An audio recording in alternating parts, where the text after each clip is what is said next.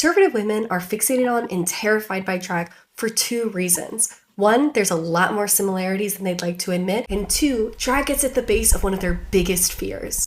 Both conservative womanhood and drag are very committed to the performance of femininity, usually to its most absurd extreme. Big makeup, lots of glitter, and there's literal performances. Effort is more important than beauty. And I would argue a similar thing with drag. It's not always about looking the most beautiful, but who's performing womanhood the hardest. Now, how does this get at the root of what conservative women's fear is? Cross denominations, there is this theology called complementarian theology, which was made up in the 80s, which is this belief in male headship and female submission. This idea that there is a divine order within gender roles. The thing about this is not just like in marriage. This permeates all parts of life. Not only do drag queens show conservative women there is a lot of similarities, but also drag queens say, hey babes, we know gender is a performance. For them to acknowledge that gender is a performance and how much investment they're putting on it, they have to think their entire marriage, their entire family structure, the entire way that they either bring in income or do not bring in income.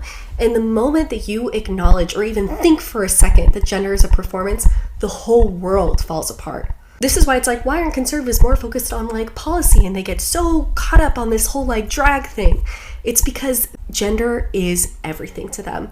And pretending and holding on tightly to the idea that gender is fixed is such a key value that all of it falls apart. Men who want to look like women want your clothes. But come on, aren't you all more impressed by women who are fancier and daintier, girlier? Honey, wispy women are a dime a dozen. That's right. You said it, girl. Yeah, baby. Peggy, drag queens model themselves after strong, substantial, fearless women. Women who aren't afraid to wear purple gauchos and MC Hammer glasses. Women who only need one name to describe themselves, like Liza, Barbara, and Cher. You, my dear, are simply Peggy. Peggy. What the hell is Republican makeup? So according to TikTok, the look is defined by thick, clumpy mascara, cakey-ass foundation that's always way too orange, because apparently white Republican women never choose foundation that matches their undertones, and really bad half-lined lips. Marjorie Taylor Greene is a great example of Republican makeup. The first giveaway is the foundation. It's always about 3 shades too warm. The foundation is very cakey, absolutely no primer and no moisturizer. Caroline Levitt is another outstanding example of Republican makeup. Unblended contour, patchy blush, blocky eyebrows, poorly lined half-filled lips. Those are all primary characteristics of Republican makeup. So Republican makeup and clean girl makeup are two very popular trends among white women, but as you can see here, they are very different. And if you're wondering why people are talking about it, so Susan Lambert was actually the TikTok creator who started this trend of white liberal women making fun of white conservative women makeup. It's actually really funny because I thought you were the white Republican. I get really confused when white women turn against each other, I'm not gonna lie. So I got really curious as to why they all look like this, and I went down a 2-day rabbit hole. One of the articles I found was by Hadley Freeman, and she says their look defiantly embraces the most conservative notions of femininity and firmly rejects any idea of modernity, let alone feminism. The idea of dressing for themselves to have fun, to experiment with different styles, is anathema to them as questioning the political, social, and moral beliefs they have absorbed since they were 14 years old. Also, it's noted that Rupert Murdoch, he prefers blondes and he thinks that they're more attractive. And if you didn't know, this is Rupert Murdoch, the head of Fox News, who's setting these standards. But more important than blondness is youth. You will rarely see mature women on the conservative media. If they can draw men in to watch, they have a good chance of indoctrinating those men with right-wing ideology. So the younger woman wearing this much makeup winds up looking more like this when she wears a lot of makeup and she's older. Ms. Hadley further goes on to explain about women on Fox News, a uniform vision of girlishly long, bottle blonde hair. They all dress exactly the same, which is to say mainstream feminine dresses, not trousers, heels, not flats, no interesting cuts, just body skimming cleavage, hinting, not scaring the horse's tedium. These are the kinds of women who take pride in saying things like, I'm not into fashion, I like style. And by style, they mean clothes that men might like me to wear. They think anyone who criticizes Disney's fetishization of princesses is just jealous. And when you look at these women and the women that are on Fox News and the everyday Republican woman, I think they're behind in fashion as well. So like the corn star Jenna Jameson, here she has her makeup done. And here's another example of her makeup. And we can't forget about Stormy Daniels, right? Because this is what the everyday Republican woman normally does her makeup like. And here's a picture of Pam Anderson from the 90s. But when you look at Melania, it begins to make sense. I mean, look at all this dark eye makeup. I think this picture is probably unfiltered and untouched, so this is probably what she looks like in real life, and this is what Republican women look like in real life. It doesn't look that bad on someone who's youthful, but you add in some age and it fills every crease. Look at Kimberly Guilfoyle. Here's another picture of her, and another one. And let's not forget Sarah Palin. This is the cover of her book, and another. And Marjorie Taylor Greene is probably the best example of the blonde not being toned and just being bleached bottle blonde.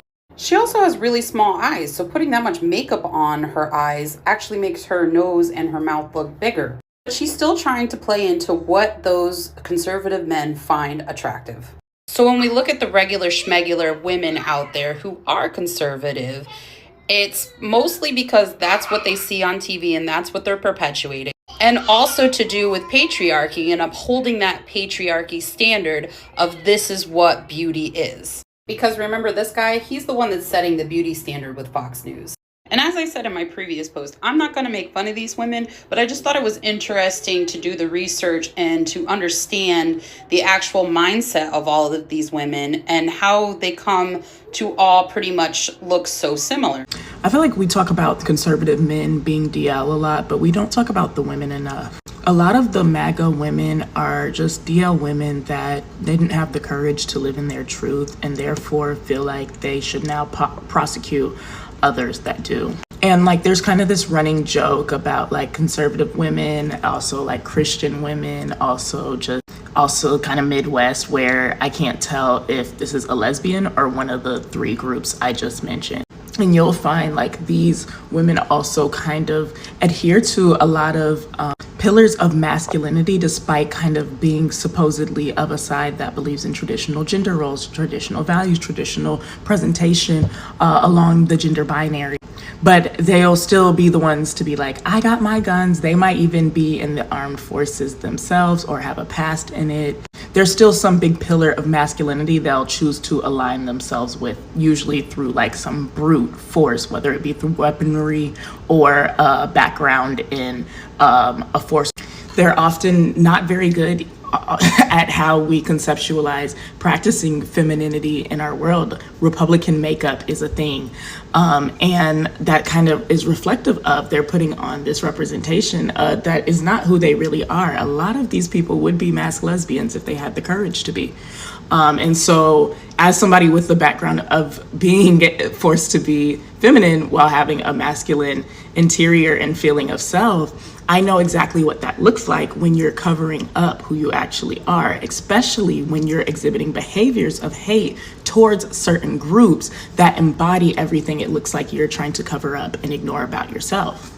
And that's why when we have these conventions, the Grindr app is shutting down. If there was a way to measure DL women activity at these events, we would see probably similar things. A lot of these people are using this cult to run from what they really have within themselves. And like this happens all the time, and we can use religion to also exhibit this. Every time, like people always be like, watch out for them religious girls, watch out for them, because people often run to religion when they do something bad or they feel shameful about something in life as a way to cope. A lot of people are running to MAGA as a way to cope for other things. And the groups that MAGA hates is everything that the people that support MAGA is insecure about within themselves. And so these people will run to this cult to run away from those insecurities based upon identities they hold and aren't having the courage to live out. So instead of living it out, this cult allows them to shoot arrows at everybody that embodies the freedoms they have yet to exercise for themselves in their own personal life.